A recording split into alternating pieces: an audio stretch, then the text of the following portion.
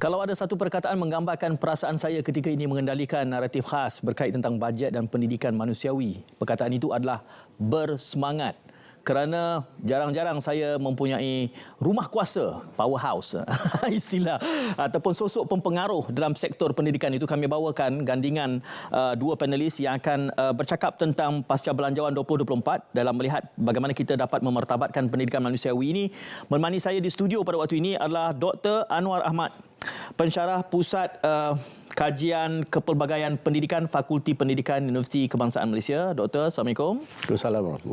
Dan juga secara dalam talian Dr. Osman Talib, atau sesekali mungkin saya terlepas memanggilnya sebagai Dr. OT.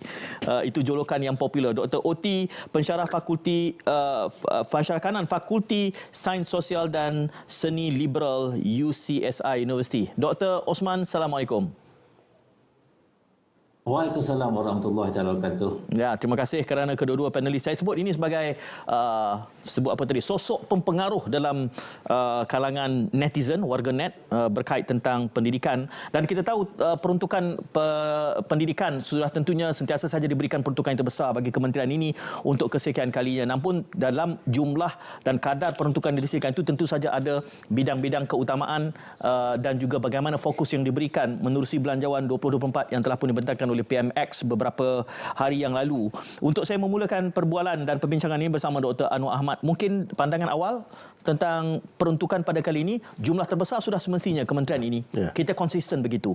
Tetapi bagaimana tentang keutamaan yang telah diberi dalam bajet ini? Baik, terima kasih Tuan Syed. Yang pertama sekali, saya sangat gembira sebagai pemerhati pendidikan yang melihat perkembangan pendidikan kita sejak merdeka sehinggalah ke hari ini. Saya bersyukur kerana sebahagian besar daripada wishlist saya termasuk di dalam bajet 2024. Dan sebahagian besar yang termasuk itu memang menjadi keutamaan kepada sistem pendidikan kita. Jadi pada peringkat awal ni saya bersyukur, saya gembira dan saya ingin melihat supaya semua peruntukan itu dapat sampai kepada kumpulan yang kita sasarkan. Okey, saya beralih kepada Dr. Osman. Bagaimana pandangan awal tentang bajet pendidikan 2024? Terima kasih, saya Munawar. Sebenarnya saya terkejut jugalah. Mungkin pertama kali saya diminta mengulas belanjawan berkaitan dengan pendidikan. Saya mungkin ada pandangan yang sedikit berbeza lah, kerana saya selalunya melihat satu perspektif mempersoalkan apa yang telah disenaraikan. Maybe perkara itu baik, tetapi baik tidak semestinya dapat dilaksanakan. Dan peruntukan yang terbesar itu pada saya hanya pada angka sahaja, kerana 75% daripada jumlah tersebut 57.8 bilion itu adalah untuk bayaran gaji dan juga perkhidmatan dan juga pengurusan serta berkaitan dengan perkara yang maybe kalau kita tidak betul-betul fahami bahawa hanya maybe sekitar 10% saja yang boleh digunakan. Yang lain itu memang akan hangus kerana untuk urusan pembayaran gaji umpamanya. Jadi, okey. Ya, silakan. Okey, berarti kita bertolak daripada perbincangan yang bagus di sini. Dr. Anwar sudah memulakan bahawa ia memenuhi hampir ke semua wish list yang doktor sebutkan. Namun Dr. Osman mengatakan ia tidaklah begitu. Saya tak pasti apa istilah. Mungkin ada menganggap bahawa jumlah itu tidak cukup signifikan. Agaknya nanti saya akan berbalik semula pada Dr. Oti. Saya berbalik semula Dr. Anwar. Baik. Sila. Ya, saya memahami apa yang maksud Dr. Osman sebutkan. Kalau kita tengok bajet itu 58.7 bilion itu sebenarnya hampir 52 bilion digunakan untuk belanja mengurus. Okey. Dan daripada 52 bilion itu sebenarnya 43 bilion digunakan untuk pembayaran gaji, emolumen dan sebagainya. Jadi kalau kita lihat sebenarnya bajet pembangunan untuk tujuan belanja pembangunan itu sekitar 6 bilion. Jadi mungkin itu yang dimaksudkan sebagai mungkin tidak mencapai tahap yang sewajarnya. Tapi pada saya melihat dalam bajet mengurus itu juga berlaku pertambahan. Maksudnya seperti rancangan makanan tambahan ditambah bajetnya, begitu juga dengan berbagai perkara yang saya rasa rasa dulunya mungkin tidak mencukupi, tetapi sekarang telah ditambah di dalam bajet mengurus itu. Dan itulah perkara-perkara yang baik yang diperlukan, bantuan awal persekolahan dan sebagainya. Jadi pada saya, walaupun secara umum kita melihat bahawa peruntukan pembangunan itu masih lagi dianggap kecil, sekitar 6 bilion, dan kalau kita lihat 2.5 bilion itu untuk membina sekolah baru dan sebagainya. Tetapi pada saya bajet untuk tujuan operasi itu telah meningkat dengan signifikan. Jadi pada saya untuk pada peringkat ini, saya lebih suka melihat bajet ini sebagai satu bajet memulihkan sistem pendidikan negara. Kita berada dalam pasca pandemik, kita tahu bahawa banyak isu-isu keciciran, sekolah daif, isu-isu berkaitan dengan kegagalan kita untuk menguruskan dengan cara yang terbaik sepanjang pandemik lalu, telah menyebabkan kita memerlukan peruntukan yang diutamakan itu kepada kumpulan-kumpulan sasaran ini. Jadi itu pada saya yang perlu kita utamakan. Dr. Osman, kalau kita mengkritik soal peruntukan mengurus dan pembangunan yang sedemikian seperti yang Doktor kritik itu, tidakkah itu memang strukturnya di dalam belanjawan selama ini? Kerana itu Dr. Anwar menghujahkan bahawa yang penting adalah belanja mengurus itu meningkat dengan signifikan untuk mengatasi isu-isu yang kritikal yang perlu ditangani kini. Komen balas Dr. Osman. Okey. Dr. Osman terputus. Okey, kalau gitu saya bawa persoalan itu kepada Dr. Anwar. Kita akan cuba mendapatkan Dr. Osman kembali, beliau secara dalam talian. Dalam hal yang begini, Dr. Anwar menyebutkan peningkatan yang signifikan. Apakah tidak mungkin peningkatan itu berikutan peningkatan gaji? Yang kita tahu peningkatan gaji guru. Guru ni ramai. Bila meningkat gaji saja dia 300 juta setahun peningkatan itu. Dan itulah yang kita lihat di dalam peningkatan belanjawan ini. Baik, dalam struktur sistem pendidikan kita, kita ada lebih kurang 433,000 guru dan jumlah emolumen itu hampir 43 bilion. Jadi kalau kita tengok secara umum, keseluruhan bajet itu, the portion itu banyak kepada gaji guru. Sebab itu saya selalu menekankan bahawa kalau kita ingin membangunkan sistem pendidikan negara kita, perkara pertama yang kita harus lihat adalah memartabatkan keguruan itu. Kerana ia telah mengambil sebahagian besar daripada peruntukan itu, dan guru-guru itu adalah teras kepada usaha kita untuk memajukan negara. Sebab itu apabila bajet ini dibentangkan, kita melihat gaji guru dan sebagainya itu berada dalam keadaan yang begitu besar, kita mengharapkan bahagian pendidikan guru di KPM, bahagian pembangunan profesionalisme di guru di KPM itu meningkatkan dan mengupayakan memperkasakan guru-guru kita supaya pelaburan yang kita buat itu berbaloi kepada anak-anak kita. Jadi kita mengeluarkan 43 bilion untuk membayar gaji guru, hasilnya adalah anak-anak kita mendapat guru-guru yang berkelayakan, guru-guru yang berkarisma, bersemangat untuk menyampaikan pengajaran yang cemerlang. Okey, kalau tema kita pada malam ini tentang memartabatkan dan memperkasa profesion perguruan, maka saya akan ada soalan susulan yang berbeza. Kita lebih memfokus kepada bajet.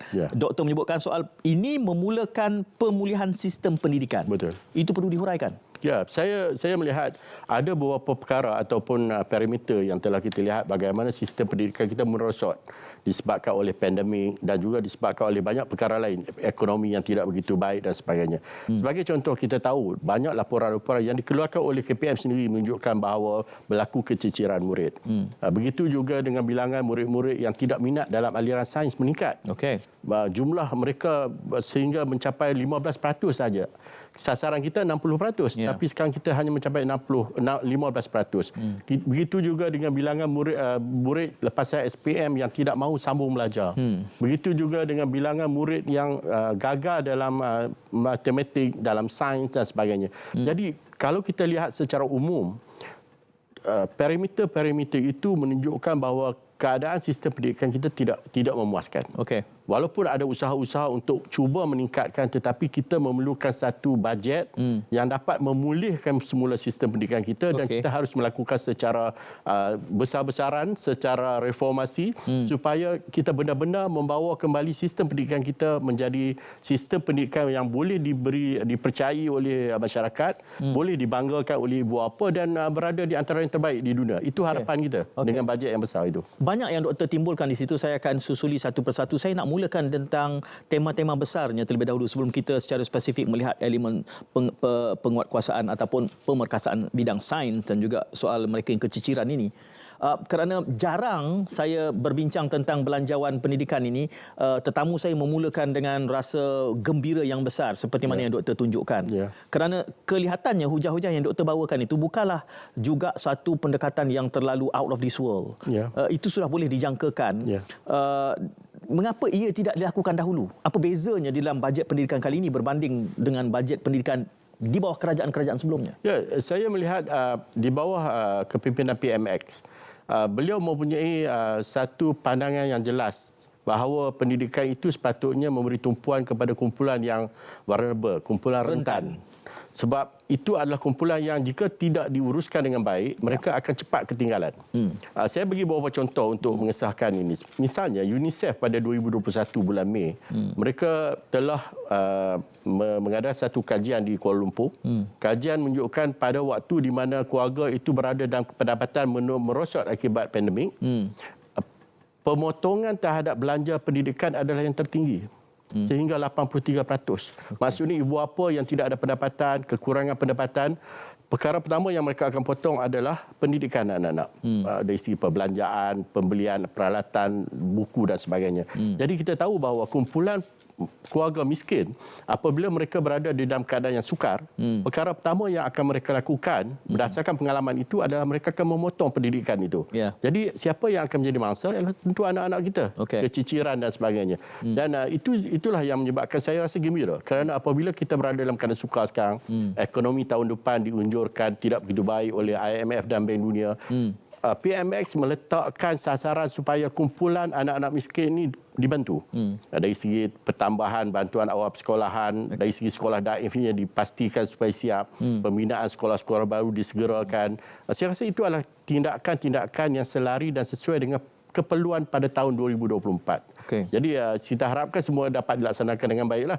Kita tak mahu juga bajetnya baik, tapi pelaksanaan itu lambat. Jadi itu akan menimbulkan masalah lain pula. Saya akan susuli semula dengan Dr. Anwar. Kita cuba dengan Dr. Oti sekali lagi. Dr. Oti berada dalam talian. Saya harapkan kita boleh berkomunikasi dengan baik. Dr. Oti, soalan yang saya ingin doktor boleh dengar saya dengan baik. Soalan yang saya bangkitkan tadi, doktor sebelum tertendang keluar disebabkan oleh capaian internet. Doktor membangkitkan tentang jumlah belanja pembangunan yang relatif sangat kecil. Saya bangkitkan tadi, soalan saya tanya pada doktor tanpa mengetahui bahawa doktor sudah terkeluar daripada sistem.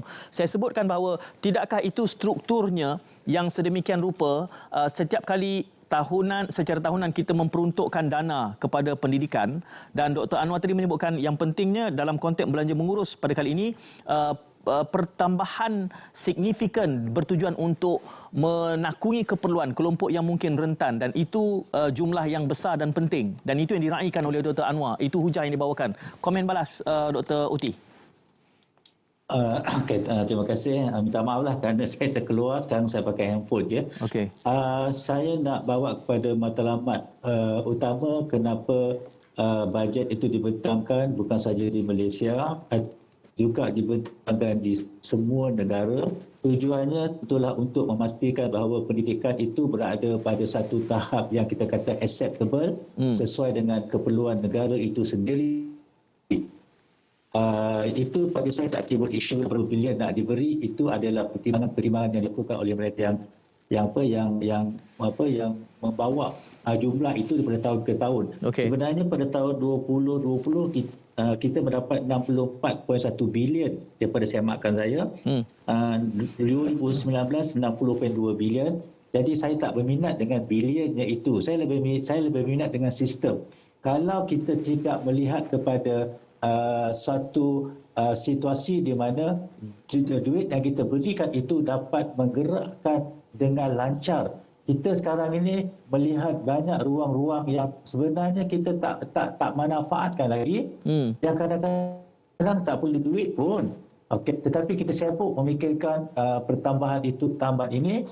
Itu satu keperluan yang seperti Dr. Anwar sebutkan, tetapi dalam masa yang sama kita sebenarnya boleh manfaatkan. Contohnya di sekolah luar bandar. Di sekolah luar bandar, kalau mereka tidak ada komputer pun, kalau mereka tidak ada kemudahan yang lengkap pun, saya tak nampak pengajaran dan pembelajaran tidak boleh berlaku. Balik kepada 10 tahun, 20 tahun, 30 tahun yang lepas, kita juga lahirkan pelbagai saintis.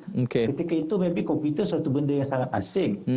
Jadi pada saya, yang perlu dibincangkan bagaimana sistem kita boleh adapt perubahan itu dan dia memberikan impact yang dilaporkan oleh bajet. Kita tak mau berpegang dengan bajet yang, tetapi impact itu sebenarnya tidak mengalir sampai ke bawah dan dia sebenarnya memberikan sesuatu yang hanya dapat dibaca dan dicanang, tetapi akhirnya pelajar tidak mendapat apa-apa manfaat daripada bilion yang banyak, selain daripada sekadarnya saja asal jangan tidak. Jadi saya bertu yang miskin tetap akan ada sampai bila-bila. Kita dalam dasar PPPM pun kita ada yang dinamakan sebagai equity. Itu adalah sesuatu yang diterima di seluruh dunia, bahawa kita harus memberikan keutamaan kepada mereka yang lebih memerlukannya. Adakah itu kita pernah lakukan? Sedangkan dalam falsafah pendidikan negara, benda itu datang lama. Untuk meningkatkan potensi. Bila meningkatkan potensi, dia tak kira berada di mana. Jadi macam mana kita nak meningkatkan potensi? Kita bukan meningkatkan potensi membandingkan pelajar A dengan pelajar B. Tapi kita meningkatkan potensi membandingkan pelajar A sebelum dan selepas dia melalui sistem atau proses pendidikan. Jadi itu yang lebih. Dan guru adalah orang yang paling rapat dengan pelajar. Jadi kita kena kali. Kalau ada pemperuntukan, pada saya lebih baik kita buat satu kajian. Kita ada IPRD, saya pun sedialah. Kita tidak ada longitudinal, satu kajian 5 tahun umpamanya, meneliti apakah sebenarnya the real factors yang menyebabkan pelajar itu tidak minat. Kita tak berupaya untuk transparent. Saya gunakan istilah cherry picking. Kita pick yang sesuai dengan jiwa kita, yang memenuhi nama yang pada administration, mereka yang berada di atas. Tetapi mereka yang di bawah ini sebenarnya kalau tidak ada sistem yang ada yang kita canangkan dengan pelbagai nama, sebenarnya proses itu tetap juga akan berjalan. Cuma apa yang kita perlukan sekarang, macam mana ruang-ruang yang ada itu, kalaupun kita tidak ada peruntukan, tetapi kenapa kita tidak boleh jalankan sebagaimana yang sepatutnya? Keberkesanan, impact itu. Kalau kita nak cakap dollar and cent, sampai bila pun kita tidak habis lah. Tetapi bajet akan dibentangkan setiap tahun. Saya akan bincang selepas ini macam mana contohnya Jepun, Finland, Korea Selatan yang rakyatnya kita kata homogen. Homogen, tetapi mereka menggunakan sistem decentralized. Sedangkan sepatutnya mereka homogen, mereka menggunakan sistem centralized. Tetapi mereka telah beralih. Hong Kong, Jepun, Korea Selatan telah beralih kepada sistem decentralized mulai tahun 80-an. Dan tetap lagi pada 60-an sampai sekarang. Tetapi kita masih kekal lagi dengan sistem centralized, one size fit all, yang menyebabkan apa sahaja projek yang kita nak cadangkan, termasuk juga bajet yang tahun ini. Seperti juga yang Dr. Anwar sebut tadi, akan terencat saya yakin di mana-mana. Kenapa? Kerana kita nak memastikan bahawa apa yang kita bagi itu standard untuk semua orang. Akhirnya kita sibuk mengurus, membuang masa mengurus, sedangkan konteks itu sebenarnya boleh diurus dalam teliti yang sibuk apa yang mereka bukan. Daripada satu sistem yang kita dapatkan secara standard, akhirnya kita banyak dan impaknya tak dapat kita rasakan. Sama seperti juga bajet berpuluh-puluh tahun sebelum ini. Akhirnya kita berada pada tahap yang semakin, saya rasa, terperosok dari tahun-tahun sebelumnya. Dr. Oti, sedikit. audio dan juga visual tersangkut-sangkut, tapi saya rasa kami dapat menangkap beberapa pointer besar yang Dr. Oti bangkitkan. Komen balas saya adalah seperti mana sama komen kepada Dr. Anwar tadi. Kalau tajuk ini bukan tentang belanjawan, tentang perubahan sistem, maka kita akan bincang tentang itu secara panjang lebar. Bahkan kalau kita bercakap soal perubahan sistem, maka saya perlu bawa tajuk PPPM 2025 yang bakal menjelang. Kita merujuk kepada bajet yang sifat strukturalnya secara tahunan itu, dan tadi juga timbul soal pemartabatan memerlukan profession perguruan, itu memerlukan tajuk yang tersendiri. Cuma secara spesifiknya kita bincang tentang bajet yang telah disediakan. Ya, benar ada elemen yang mungkin tidak memerlukan peruntukan, tetapi ia boleh dilakukan. Itu saya memerlukan tajuk yang lain yang juga saya boleh mengundang Dr. Oti untuk kembali bersama dan membincangkan itu. Kita berehat dan kembali selepas ini bercakap tentang Belanjawan 24 untuk pendidikan.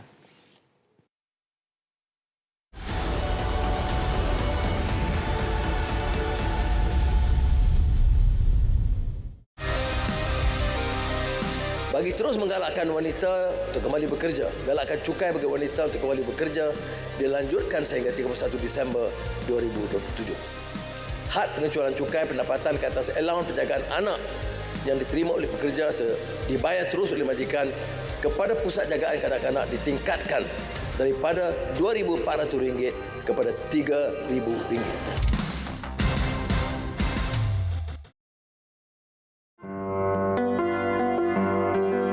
Saya minat subjek sains dan sejarah.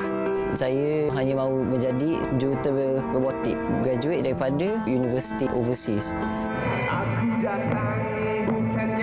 Saya ingin menyambung penjana pewaris budaya bangsa. Saya ingin mengikuti jejak langkah datuk saya. Kalau aku silap, asuh mereka, aku yang gagal, aku yang berdosa. Janganlah kita berputus asa walaupun kita kadang-kadang diduga dengan perkara yang tak kita ingini.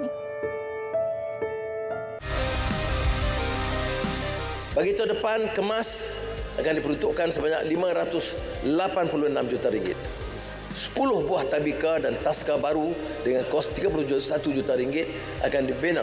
Antaranya di Kampung Paya Berenjut, Kemaman, Felda Jelai, Tampin, Taman Kota Masai, Johor Bahru. RM20 juta disediakan bagi menaik taraf premis pendidikan awal kanak-kanak kemas. 26 buah prasekolah baru di bawah Kementerian Pendidikan akan dibina melibatkan kos RM82 juta. Sebelum berkahwin, saya selalu mencari hotel-hotel berpatutan untuk pergi bercuti. Setelah berkeluarga, merancang perbelanjaan rumah menjadi keutamaan. Dengan harga barang yang selalu berubah, memang susah nak rancang perbelanjaan. Tidak lagi setelah menggunakan Price Catcher. Dengan memaparkan harga terkini lebih 400 barangan keperluan, pilih saja barang yang hendak dibeli. Kemudian, pilih premis yang menawarkan harga berpatutan. Price Catcher juga memberikan maklumat pandu arah ke premis yang dipilih. Mudah je kan? Rancang perbelanjaan anda. Harga barang, Price Catcher.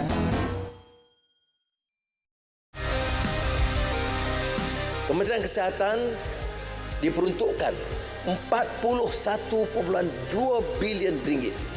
Satu kenaikan besar, peningkatan terbesar daripada kalangan semua kementerian. RM5.5 bilion untuk memperolehi bekalan obat, bahan guna habis, reagen dan vaksin. Walaupun saya telah mengarahkan supaya procurement ubat itu harus diteliti supaya tidak ada keterisan dan cari obatan termasuk dari rantau dan tidak semuanya harus bergantung pada Eropah dan Amerika Syarikat.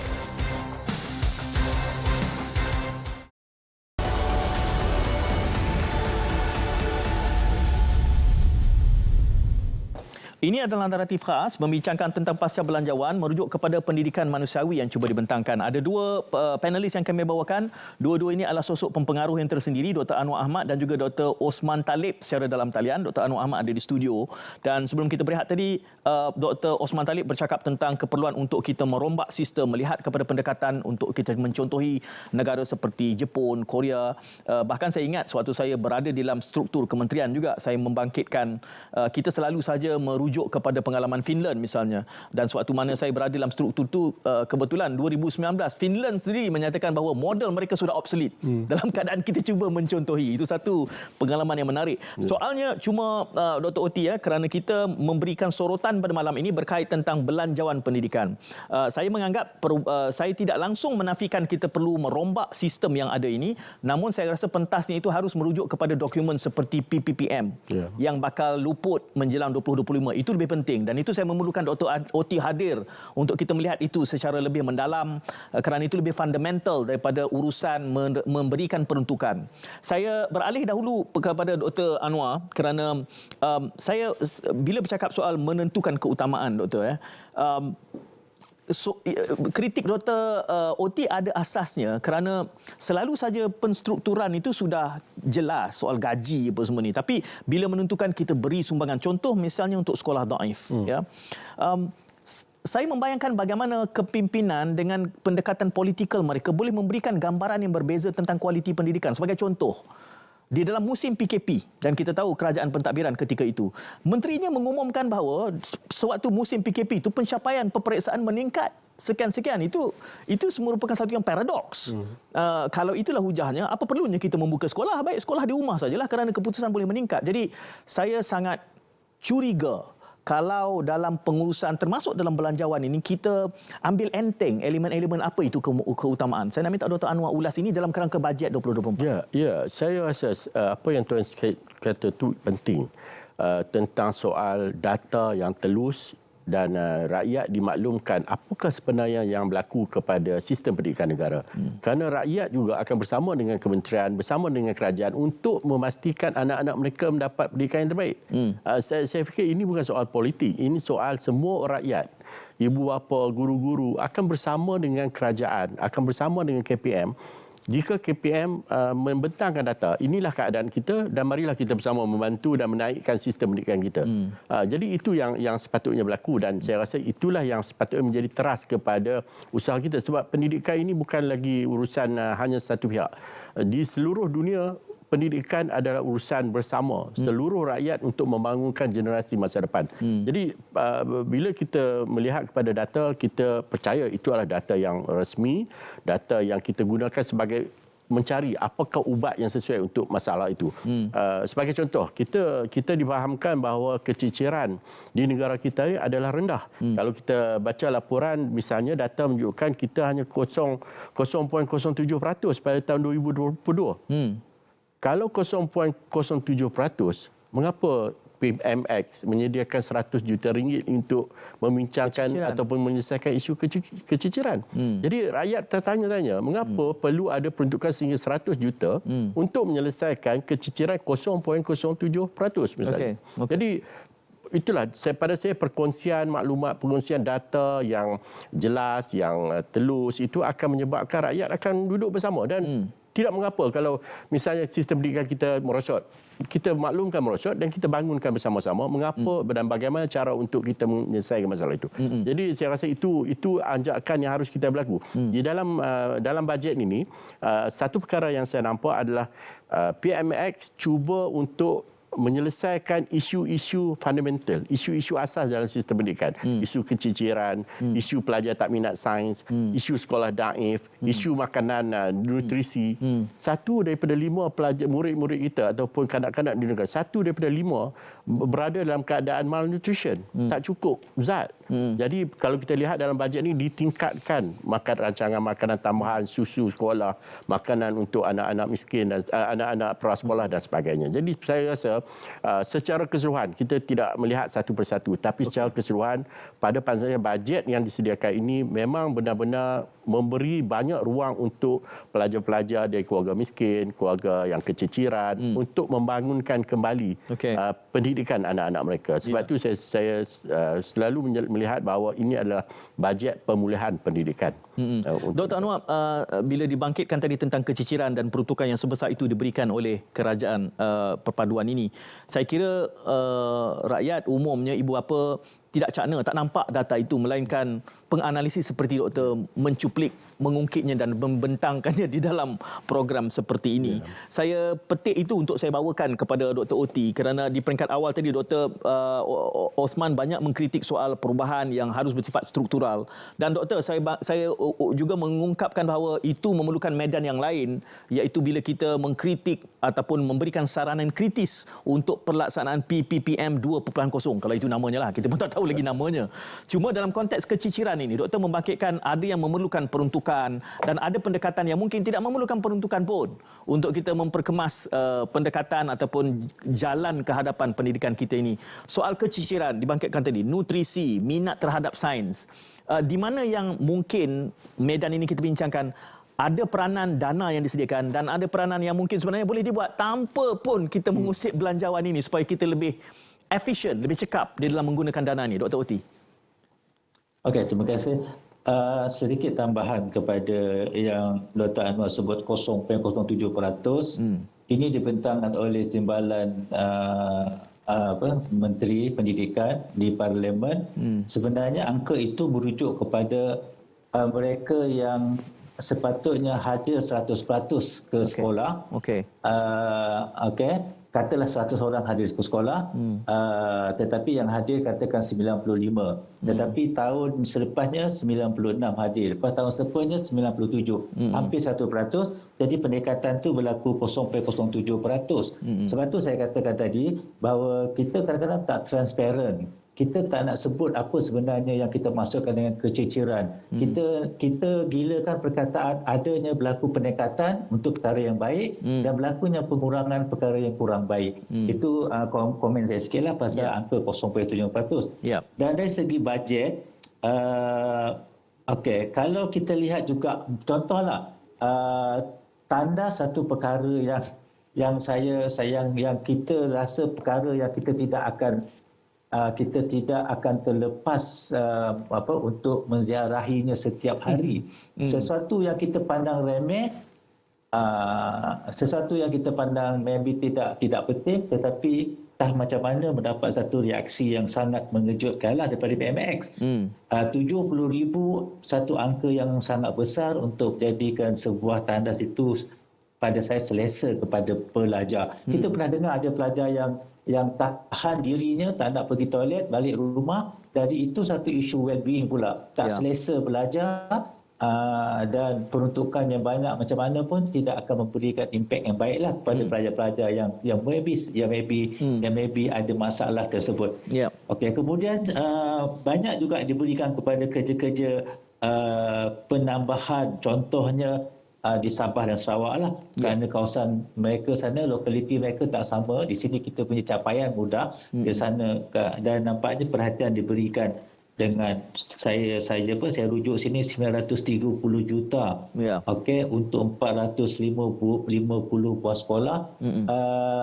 Kita harap ini tidak akan lagi dijadikan sebagai satu alasan untuk kita tidak sekurang-kurangnya ada pendekatan. Kalau kita tak dapat nak ukur di mana pendekatan kita secara dalaman, maybe kita boleh rujuk juga kepada TIM dan PISA, kerana itu juga ada dalam PPPM mengatakan kita nak berada di kelompok 1/3 teratas. Jadi ini mungkin antara perkara yang dulu kita sebut mungkin asas kerana kita tidak ada kemudahan daim dan sebagainya. Kita harapkan mungkin ini menjadi satu perkara yang boleh memberikan impak yang positif lah kepada apa yang kita impikan daripada bajet yang disediakan ini. Kalau tidak, kita akan punya banyak alasan lah kenapa kita tidak boleh mencapai. Dr. Oti, soalan susulan saya yang berkaitan tentang apa yang saya bangkitkan tadi. Misalnya minat terhadap sains yang rendah, 100 juta disediakan untuk memberikan pemerkasaan sektor ini, sektor STEM. Dan saya bangkitkan apa yang Dr. Oti sebut tadi bahawa tidak semua inisiatif yang bersifat pedagogi itu memerlukan peruntukan. Jadi saya nak minta hikmah sedikit macam mana nak melakukan ni. Kita dah ada 100 juta diberikan. How to do it without this allocation supaya nanti kita boleh buat double lah kalau dalam kata lain kan. Memanfaatkan itu di waktu yang sama melakukan pendekatan yang tidak bersifat peruntukan. Ini akan dijawab oleh Dr. Oti selepas kita berehat seketika.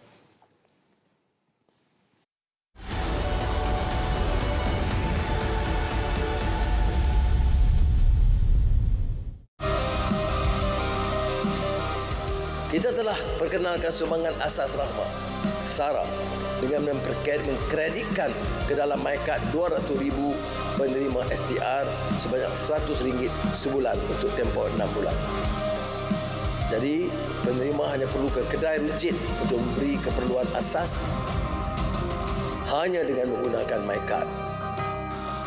Kerajaan memutuskan untuk meluaskan manfaat SARA kepada 700,000 penerima STR yang akan menerima RM100 sebulan tambahan untuk tempoh 12 bulan. STR 2024 akan mengambil pendekatan berbeza, iaitu kerajaan akan membuka permohonan baru seawal November 2023 dan permohonan akan dibuka sepanjang tahun berbanding setahun sekali sebelum ini. InsyaAllah, Bayaran pertama sehingga RM500 akan dibuat pada akhir Februari 2024. Anak yang tidak mendapat cukup makanan berkhasiat berisiko mengalami masalah berat badan, susut serta bantut. Kurang zat makanan akan menyebabkan anak kita kelihatan kecil dan rendah berbanding rakan sebaya, sering sakit, tidak aktif, bermasalah dalam pembelajaran, tidak produktif, kurang keyakinan diri dan berisiko kepada masalah penyakit lain. Jadi, pastikan anak kita mendapat makanan yang berkhasiat agar mereka membesar dengan sihat, kuat, bijak dan aktif. Jom jadi anak Malaysia yang tinggi, sihat selamanya.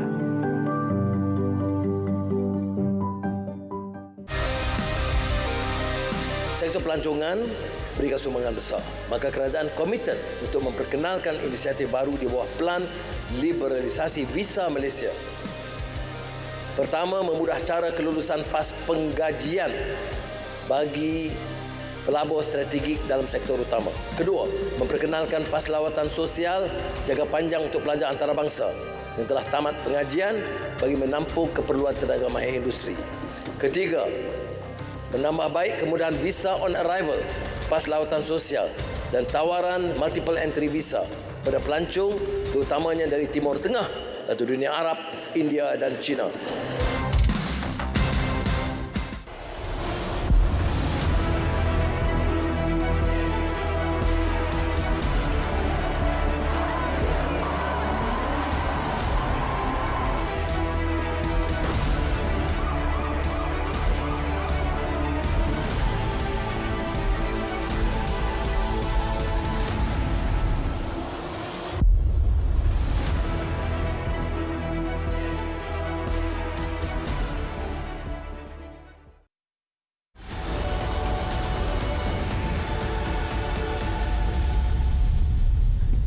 Ini adalah naratif khas pasca belanjawan dalam kita meneropong aspek memartabat pendidikan manusiawi. Dua panelis, Dr. Osman Talib secara dalam talian, dan di studio waktu ini adalah Dr. Anwar Ahmad. Saya bangkitkan satu soalan kepada Dr. Oti kerana kita melihat pada peruntukan-peruntukan yang diberikan. Untuk STEM misalnya, 100 juta disediakan untuk pemerkasaan kerana kita tahu minat pelajar juga tidak tinggi ke dalam bidang ini. Antaranya kerana mereka merasakan tidak ada career. Apa mata pencarian bila tamat dalam sektor-sektor yang bersifat sains ini. Tetapi saya menarik tadi kerana Dr. Osman menyebutkan bahawa tidak semua pemerkasaan pedagogi itu, PNP itu perlukan kepada peruntukan. Namun begitu ada 100 juta di situ. Jadi saya nak mencungkil sedikit hikmah daripada apa yang boleh Dr. Oti kongsikan. Kejap-kejap Dr. Oti, kejap-kejap Dr. Osman. Keliru penonton saya. Dr. Oti adalah juga Dr. Osman. Kita dah terbiasa dengan dia. Doktor, silakan. Jadi kalau perlu belanjawan dah ada 100 juta. Tapi minat ni kita boleh lakukan tak semestinya dengan menggunakan wang itu. Jadi bagi saya kita boleh membuat pendekatan yang sangat luar biasa lah. Memanfaatkan dana itu dan juga di waktu yang sama kita membina minat tanpa menggunakan dana itu. Sila Dr. Oti. Okey, terima kasih. Saya rasa dana tidak ada masalah. Orang bagi kita ambil kan. Dana ada peruntukan akan dulu saya. Cuma saya nak sebut ada dua istilah. Okay. Sains sebenarnya tidak boleh dipupuk ketika sekolah menengah. Okey. Kita dapati ada satu isu dulu di mana sains mula jatuh ketika di sekolah menengah rendah, tingkatan 1, 2 dan 3 sebelum PT3. Ketika PT3 tu mereka telah seperti berada di garisan terakhir. Dah exhausted sangat dah sehingga mereka tak nak lagi ambil sains pada tingkatan 4 dan 5. Okey, bermakna mereka mula menghafal, menganggap sains itu sebagai satu subjek yang dimomokkan ketik. Mereka terpaksa ambil, wajib ambil sampai tingkatan 3 mereka rasa penat sangat dah. Mereka tak nak lagi. Okey, saya nak sebut kat sini tanpa belanjawan tu maksudnya begini, okey. Okey, ada dua istilah yang kita mungkin pernah dengar. Contohnya kalau di Australia kita ada backyard science. Bermakna sains tu berada di belakang rumah, bukan di sekolah. Dan kita juga dengar istilah kitchen science, sains dapur. Sains juga ada di dapur. Sebenarnya sains berada di mana-mana. Kalau kita perhatikan subjek sekolah rendah, Mereka bermain dengan semua yang ada di sekitar dan semua tu boleh dibina alatnya. Nak tengok daya, nak tengok friction, nak tengok kelarutan, nak tengok pH, itu semua ada di sekitar kita. Kalaupun tidak ada, sebab tu sekolah rendah tidak ada makmal. Saya sebenarnya tidak bersetuju pun sekolah rendah tak ada makmal. Macam mana sekolah rendah di Malaysia tidak ada makmal, tapi mereka belajar peraturan makmal sains. Sepatutnya ada ruang untuk mereka juga melakukan hands on. Tak boleh kita nak tengok, tak boleh kita nak belajar tanpa hands on. Tidak banyak pun, sekurangnya beberapa kali. Kalau tidak dalam kelas pun kita boleh buat exploration. Jadi sebenarnya tak ada perlu peruntukan secara khusus. Kalaupun pelajar nak lakukan sains di sekolah, dan mereka akan seronok kerana perkara itu sesuatu yang autentik. Dia tak sama kalau kita keluarkan liquid daripada botol chemical, tak sama dengan kita cedok sendiri, tanam sendiri, tak sama. Jadi apa yang berlaku, saya kadang-kadang suka lihat negara yang maju itu pun tak apa melakukan perkara yang saya sebut ini. Sedangkan kita sendiri tak tahu sombong di mana pun, saya tak pasti kenapa kita tak boleh lakukan. Satunya bukan salah cikgu, kerana cikgu dihimpit dengan 10 mata pelajaran. Sebab tu penat nak cakap, penat. Kenapa saya penat nak cakap? Bila budak dihimpit dengan 10 mata pelajaran, jadi kita akan terpaksa mengorbankan banyak benda, akhirnya kita terlepas semua perkara. Jadi minat, saya pun percaya, saya pun setuju dengan saya. Dulu saya tak baca sains ni. Logik akal je. Saya tak hafal sains ni, logik akal je. Subjek sains ni, walaupun mula-mula kan 100 dapat kan, 100 kurang. Tapi minat sains tu membara. Percayalah, pelajar sekolah rendah dia tak tahu karier. Pelajar sekolah rendah dia tak tahu karier masa depan ada karier ke tak ada. Dan belajar sains ni pada saya bukan untuk karier pun. Sebab orang sains dia boleh juga menjadi businessman. Sebab itulah subjek di sekolah menengah atas bila masuk matrikulasi, mereka juga boleh ambil ekonomi. Jadi tak timbul isu, tapi kelebihan sains itu sebenarnya dia boleh menyebabkan kita mempunyai pengetahuan teknikal yang luas. Sebab tu orang sains boleh belajar social sains, tapi orang social sains tak boleh belajar sains. Jadi sains ini perkara yang mudah, tetapi digambarkan dengan sesuatu yang sangat sukar, dan ia sepatutnya bermula di sekolah rendah. Dia patutnya bermula di sekolah rendah. Sains itu patutnya dipermudahkan. Jadi saya tak nampak kenapa bajet begitu banyak diperlukan hanya semata-mata untuk menaikkan minat, kalau apa yang saya sebutkan ini tidak difikirkan. Itu saja komen awal saya. Baik, 100 juta itu diperuntukkan. Itulah Dr. Oti kata, takkanlah kita nak tolak balik kan, ia dah sedia kan. How best, apa sebaiknya peruntukan 100 juta ini digunakan untuk mempertingkat minat terhadap STEM? Saya melihat begini, di peringkat sekolah rendah, sebenarnya matlamat pendidikan sekolah rendah tu adalah untuk memastikan pelajar dapat 4M. Kalau pelajar dapat 4M, tahap 1, tahap darjah 1 sampai tahun 3, dia mesti dapat 4M. Membaca, menulis, mengira dan juga moral. Moralnya kalau untuk pelajar Islam adalah pendidikan Islam. Ini 4 perkara yang mesti pelajar dapat di peringkat tahap 1. Di tahap 2, pelajar kena dapat 4C. Dia mesti tahu berkomunikasi dengan baik, communication, bekerjasama dengan kawan-kawan, collaboration, dia bercritical thinking, sekarang kita sebut kebat dan sebagainya, dan akhir sekali dia mesti tahu civic. 4 perkara. Kalau kita mempunyai pandangan yang jelas tentang apakah yang kita nak buat untuk pelajar-pelajar di peringkat sekolah rendah tahap 1, tahap 2, jadi peruntukan ini mesti disalurkan untuk mencapai matlamat tersebut. Tapi kalau kita lihat sekarang ni, bila ada isu pelajar merosot sains, terus bagi bajet 100 juta. Tanpa kita tahu apa sebenarnya isu yang menyebabkan pelajar tak minat itu pelajar itu. Sedangkan banyak kajian yang telah menunjukkan bahawa punca sebenar kepada hilangnya minat pelajar itu bukanlah sebab subjek itu, tetapi cara kita menyampaikan kurikulum kita yang berat dan sebagainya. Jadi pada saya, dah ada 100 juta ni gunalah sebaiknya untuk memastikan bahawa bukan di sekolah menengah. Pada saya isu aliran sains ini sebenarnya bermula di sekolah rendah. Persepsi mereka, attitude mereka, Dan cara fikir murid-murid kepada minat atau tidak sains itu bukannya di sekolah menengah, tetapi bermula di sekolah rendah. Jadi saya harap sebahagian besar daripada peruntukan itu akan disalurkan di sekolah rendah, walaupun kita tidak ada makmal di sekolah rendah, tetapi pelajar-pelajar akan didedahkan kepada pembelajaran sains yang lebih menyeronokkan, fun, dan akhirnya peruntukan itu benar-benar memangkinkan mereka untuk minat belajar sains sehinggalah ke sekolah menengah dan sampailah ke universiti, insya-Allah. Saya membayangkan pemikiran strukturalnya. Sebab saya tahu apabila pendekatannya baru, maka guru perlu dilatih dengan pendekatan baru itu. Kalau kita bercakap soal perubahan kurikulum dia perlu 2 tahun dan 2 tahun dah tak masuk dalam bajet. Ini bajet untuk tahun ini yang perlu dilaksanakan. Jadi apabila digambarkan tahap 1, tahap 2, sekolah rendah, kemudian sekolah menengah, terasa macam 100 juta tu kecil pula. Jadi apa kebijaksanaannya, masih banyak lagi yang kita bicarakan berkait tentang pendidikan ini dalam konteks bajet. Jadi kita berehat seketika dan kembali bersama Dr. Oti dan juga Dr. Anwar Ahmad.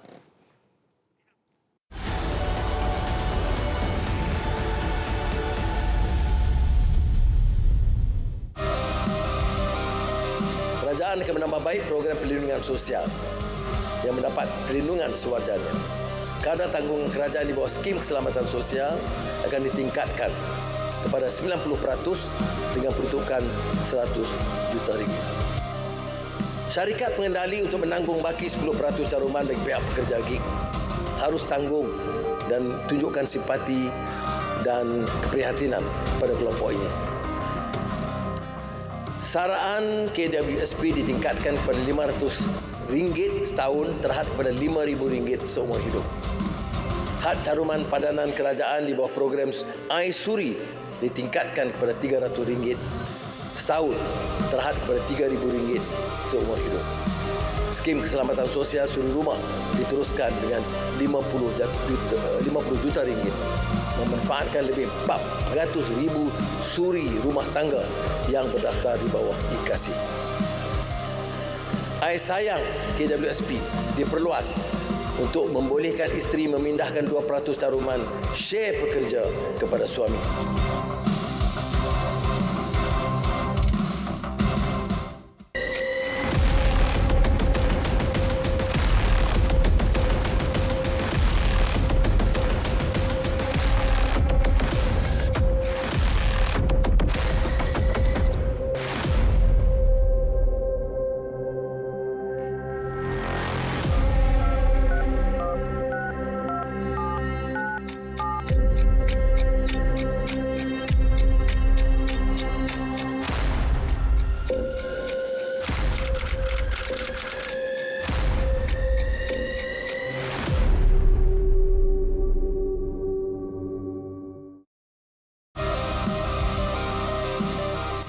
Sabah dan Sarawak memang diberikan perhatian kerana kita ketinggalan dalam melaksanakan perjanjian Malaysia 1963. Maka tahun depan peruntukan persekutuan untuk pembangunan Sarawak meningkat kepada RM5.8 bilion. Manakala untuk Sabah meningkat kepada RM6.6 bilion. Kerajaan juga telah menurunkan kuasa pelaksanaan projek pembangunan di bawah RM50 juta kepada agensi teknikal. Kita telah meningkatkan pemberian khas interim untuk Sarawak dan Sabah RM300 juta ketimbang RM16 juta bagi Sarawak yang diputuskan yang tidak dikaji semula sejak 1969.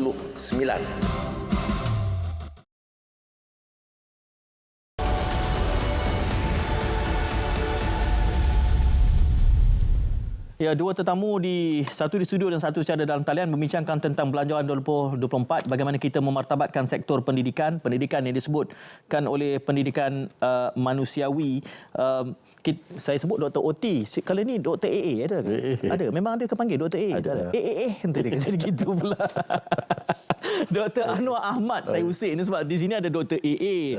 Lepas tu dalam talian ada Dr. OT kan. Sana OT kenapa sini tak AA? Tak apa dah. Kita bercakap soal pendidikan. Belanjawan dalam sektor pendidikan ini banyak yang disediakan dan dimula siaran tadi Dr. Anwar, nak sebut AA dah. Dr. Anwar menyatakan kegembiraannya kerana diberikan fokus dan ada elemen yang agak kritis kita di situ tadi, mengapa ia tidak dilakukan dahulu-dahulu. Itu kita boleh perpanjangkan kemudian. Banyak elemen berkait tentang infrastruktur, pembaik pulihan, pendidikan sekolah institusi yang baru, banyak tempat disebutkan, bantuan beasiswa kecil persekutuan yang dilebarkan lagi untuk tangga gaji yang lebih besar dan kumpulan wang amanah pelajar miskin. Juga tadi kita memperdebatkan sedikit tentang 100 juta untuk memperkasa dan mempertingkatkan minat terhadap STEM. Saya bermula dengan Dr. Anwar dahulu. Dengan kita ada kritik tadi di awal bahawa peruntukan banyak kepada gaji guru. Tentu saya ada pemikiran tersendiri, tapi itu tajuk yang berbeza. Saya perlu undang semula lah bagaimana kita harus menangani ini, kerana kita tahu kenaikan gaji guru 300 juta setahun. Selama mana kita kena menanggung ini? Bukanlah soal mereka tidak layak, tetapi soalnya strategi keuangan. Tapi namun demikian doktor menganggap bahawa ini penting kerana kita cuba memulihkan. Dan kita juga tahu bahawa belanjawan ni dia punya sasaran dia tahunan, 12 bulan. Jadi apa yang kita boleh lihat bakal berubah untuk tempoh 12 bulan yang akan datang? Baik, ya Tuan Syed, pada saya bajet ini walaupun sebanyak mana pun kita sediakan, tetapi penekanan kita ataupun fokus adalah kepada keberhasilan itu. Betul. So maksudnya kita kena melihat apakah KPI yang disasarkan oleh KPM dalam melaksanakan semua usaha-usaha untuk memajukan sistem pendidikan negara. Kita ada banyak STEM misalnya, berapa peratus yang akan meningkat selepas ini. Kalau dilaporkan di dalam akhbar misalnya 15% saja pelajar yang memilih aliran sains.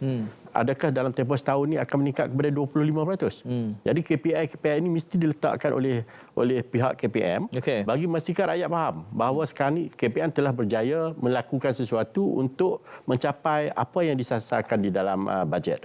Berapakah kadar keciciran yang akan kita kurangkan? Berapakah bilangan murid dalam setiap kelas yang kita nak kurangkan? Hari ini kalau kita pergi sekolah 45 orang murid terlalu ramai. Ramai rakan-rakan dari luar negara terkejut kalau datang ke negara kita melihat bilangan murid dalam bilik darjah. Apakah kita boleh menyasarkan dalam tempoh setahun yang akan datang bilangan murid akan turun daripada 45 kepada 40 orang misalnya. Jadi KPI ini kita mesti ada supaya rakyat faham, rakyat akan bagi sokongan dan percaya bahawa usaha itu sedang berjalan. Dan yang lebih penting adalah kita ke arah nak mencapai pendidikan yang berkualiti. Kalau kita hanya mempunyai slogan pendidikan berkualiti, tetapi dari sisi KPI tidak nampak apakah usaha itu telah berlaku dan telah berjaya, saya fikir rakyat semakin lama akan menjadi muak. Dan akhirnya mereka rasa ini semua tidak berlaku dengan sebaiknya. Jadi harapan saya selepas ini bajet telah diturunkan, kita ingin melihat apakah KPI itu yang boleh disenaraikan, rakyat boleh melihat apakah dia senarai keberhasilan yang disasarkan untuk tahun 2024 oleh pihak KPM. Kita ada istilah kemenjadian murid. Maka kita juga harus ada keberhasilan pendidikan. Oleh kerana sektor ini sangat baku, doktor, tidakkah semua KPI, kayu ukur itu, matriks itu sepatutnya sudah ada? Bagaimana amalan negara lain? Ya, di banyak negara lain mereka sudah ada. Sebab itu dari awal mereka sudah dapat menjangkakan adakah pada tahun berapa mereka akan mencapai isu keciciran, isu bilangan murid yang sihat, mengikut BMI dan sebagainya. Mereka sudah ada data-data. Satu perkara yang mungkin kita kena kemaskan adalah data raya kita tentang sistem pendidikan negara kita. Ini yang disebutkan oleh Dr. Oti sedari awal bahawa kita harus ada keupayaan untuk menilai prestasi keberhasilan pendidikan. Dr. Oti. Jadi apa yang sila. Apa yang boleh kita harapkan dalam tempoh 12 bulan kerana julat belanjawan ini 12 bulan saja. Nanti saya akan undang Dr. Oti untuk kita bincang PPPM pula. Itu lagi panjang perdebatan kita nanti. Dr. Oti. Pada saya lah, KPM dia ada tim. Saya selalu sebut pasal EPRD dan juga R&D di dalam EPRD. Jadi R&D itu akan bercakap sesuatu yang berdasarkan kepada facts and figures. Daripada contohnya Januari sampai Disember, bajet itu dilakukan bagaimana dan apa pesannya supaya dia juga boleh menjadi suatu satu turning point untuk bajet-bajet yang akan datang. Betul. Dan sekiranya tidak tercapai, apakah isunya? Kita cuma perlukan satu kejujuran. Seperti juga Dr. Anwar sebut tadi, kita perlukan satu transparansi, dan disebut selalu bahawa karamah insaniah. Sebenarnya ia harus datang daripada atas. Kita sebenarnya tidak ada masalah kalau pelajar kita merosot, kerana kalau itulah realitinya. Ya. Yang kita tak mahu bahawa bajet diberikan dan kita cuba selindung apa yang sebenarnya telah berlaku, sesuatu yang kita anggap sebagai masalah, dengan kebanggaan kepada bajet yang banyak, dan kita akan ulang perkara yang sama setiap tahun. Akhirnya kita tidak juga mencapai sesuatu. Dan sebenarnya tidak ada masalah kalau berlaku kemerosotan pun tidak ada masalah. Kalau itulah situasi yang kita hadapi, tentulah ada penyebabnya yang kita kena tahu root cause-nya. Kadang-kadang kita tidak sampai kepada root cause-nya, kita berhenti. Dan saya juga mengharap KPM tidak merasa bahawa apa yang mereka lakukan itu adalah sebenarnya untuk mereka. Tidak. Tapi mereka lakukan itu untuk semua, dan kita juga merasa denyut nadi KPM. Kita ingin membantu. Bukan kita ingin membantu. Banyak pihak sebenarnya ingin membantu. Tetapi kalau diberikan gambaran yang indah-indah, kan, jadi tak semua orang tidak akan melihat itu sebagai satu masalah negara yang perlu kita yang perlu kita sama-sama selesaikan. Banyak pihak. Dan apa yang PMX buat dengan JLC untuk TVET, sebagai suatu yang langkah yang kita anggap boleh menjadi perubahan secara tidak langsung. Kita mengharapkan KPT untuk menggerakkan TVET, maybe banyak constraint. Kena juga arahan daripada pemimpin-pemimpin yang lebih tinggi. Direct instruction daripada PM sendiri untuk memastikan berapa, 40, 44 JLC saya rasa yang telah pun bersetuju, 15 telah pun membuat MOU untuk menggerakkan supaya TVET ini selari, fleksibel dengan apa yang berlaku di luar, supaya mereka keluar itu mereka disambut dengan kemahiran mereka ada tu dapat dimanfaatkan segera, tidak lagi terlalu rigid. Kadang-kadang saya tengok juga ada LO, ada OBE, ada terlalu banyak struktur yang berlaku di